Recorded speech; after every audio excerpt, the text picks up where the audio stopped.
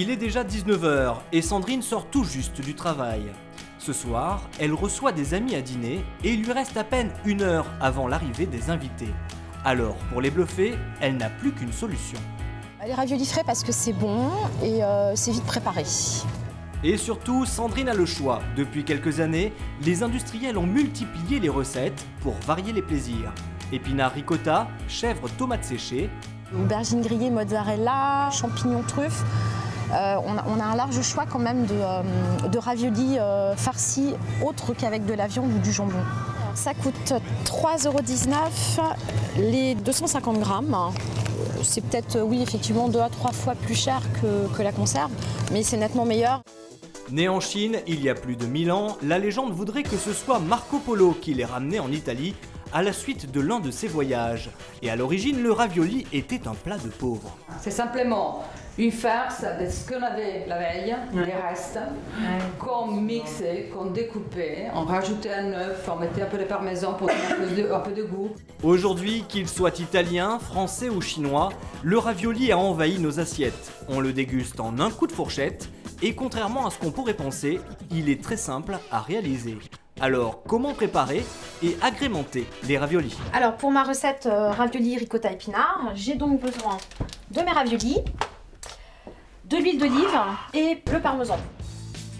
Plus que 20 minutes avant que ses invités arrivent, mais Sandrine garde le sourire. Pour faire cuire ses raviolis, elle n'a qu'à les plonger 3 minutes dans l'eau bouillante et à les poêler dans un peu d'huile d'olive. Ça croustille un petit peu, ça apporte un petit peu plus de goût. Les convives sont déjà à table, mais pas de panique pour Sandrine, c'est déjà prêt. Il ne reste qu'à saupoudrer de parmesan. Et voilà, c'est prêt! Pari réussi pour Sandrine, qui n'a pas fait attendre ses invités. Mais au moment de la dégustation, les impressions sont partagées. Je trouve ça un peu fade. Pour moi, c'est très bon. On ressent pas très bien la différence entre la pâte et la garniture, ça ressort pas tout à fait assez. Tu n'aimes pas tes pâtes, Fred? Pour être certaine de régaler ses prochains invités, mieux vaudrait pour Sandrine apprendre à faire des raviolis maison. Nous lui avons donc proposé de se rendre à un atelier culinaire chez Eleonora. Dans son appartement, cette chef italienne pure souche dévoile à ses élèves tous les secrets de la gastronomie italienne. Ici, on apprend à faire les raviolis dans la plus pure tradition. C'est bien meilleur, mais c'est aussi beaucoup plus long. C'est un plat qu'on peut trouver dans toutes les grandes surfaces, déjà prêt, mais vous verrez que fait maison, c'est vraiment excellent.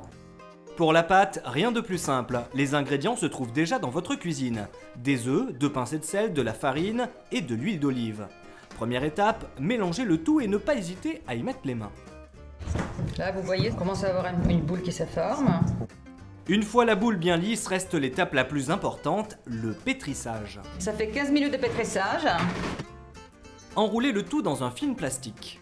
Parce que la pâte, si on la laisse à l'air libre, elle forme une petite croûte en surface. Puis laissez reposer minimum 15 minutes. Bien, maintenant qu'on a fait la pâte, on passe à la farce.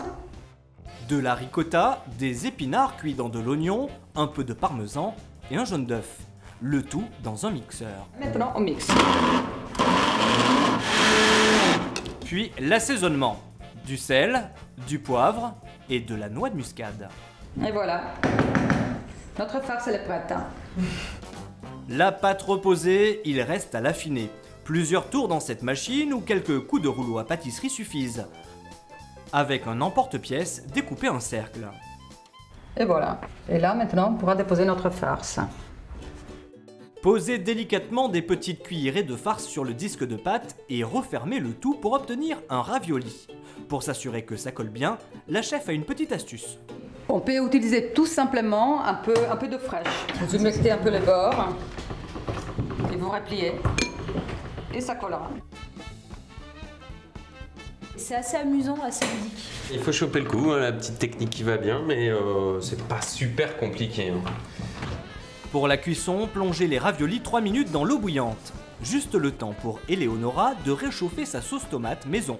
Égouttez les raviolis, mais attention à ne pas commettre d'erreur. Jamais de passoires, hein, surtout parce que sinon on va les écraser.